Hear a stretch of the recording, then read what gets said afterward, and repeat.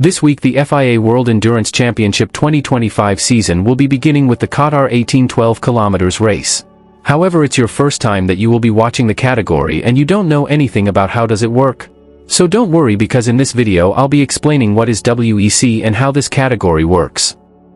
WEC is the top category in sportscars racing, and we have only endurance races which can be 6, 8, 10 or 24 hours long with exciting battles on the track.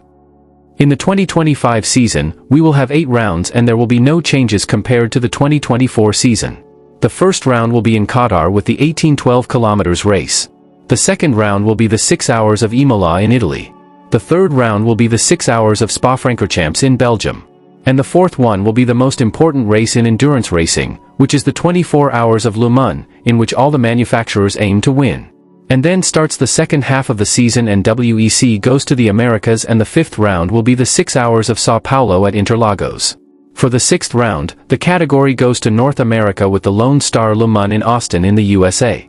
For the second last race in the 2025 season, WEC goes to Japan with the 6 hours of Fuji.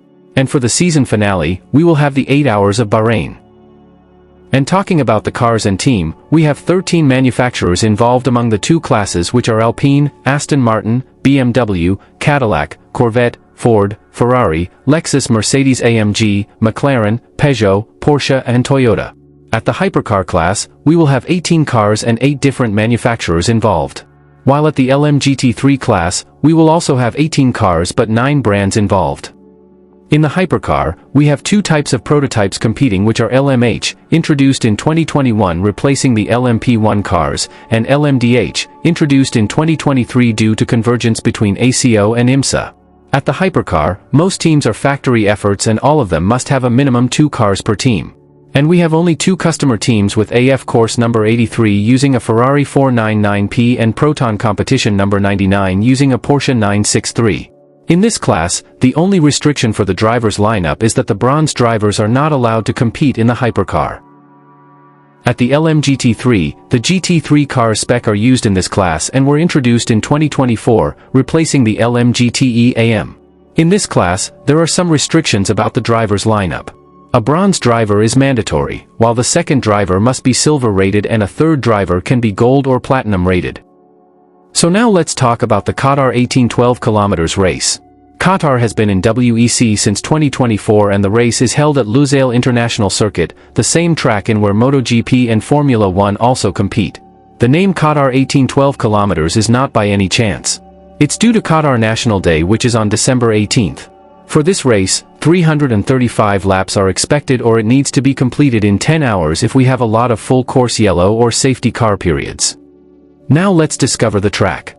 Lusail International Circuit is a FIA Grade 1 track which is mandatory to hold a F1 event.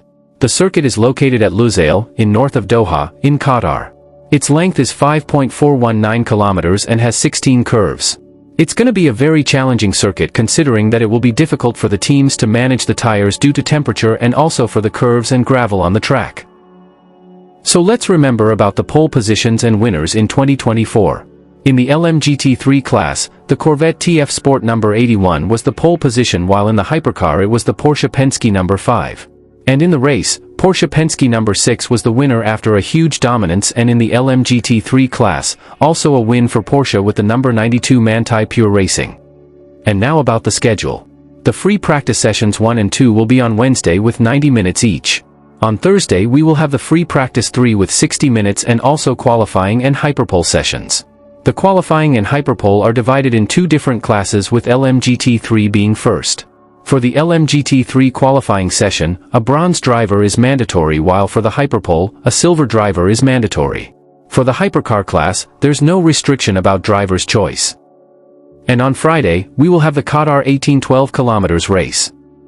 So this was the introduction for the FIA World Endurance Championship 2025 season and also the Qatar race preview. Which teams are you going to support this year? Who's going to be the 2025 champions? So tell your opinion in the comment sections below. And if you want to watch more videos about IMSA and WEC, consider subscribing to the channel to not lose them. We see you in the next videos.